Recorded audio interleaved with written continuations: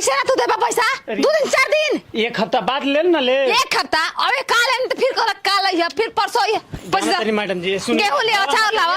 घर में जाई कैसे घर में नहीं हम आपको पैसा पैसा दे। 3 लाख है 4 लाख हो गई जब निकाल लेता जब मर्जी निकाल लेता लिया घर में बोला मेहनत बोला हैं भर दिया। चली चली निकलेंगे आपका हम पैसा कैसे भर देबा पैसा दा तो हम का करें, हम जाते नहीं हम आवत है पैसा जाता नहीं। करके जुगाड़ करके आओ। जल्दी खावा क्यों बाटे मेरा रुआ तो होइबे करी घर में जाई ए जी। अरे बाप साड़ी देखो साला किस्त निकाल के आदमी के के हो देगा तुमने भूत थई करू ते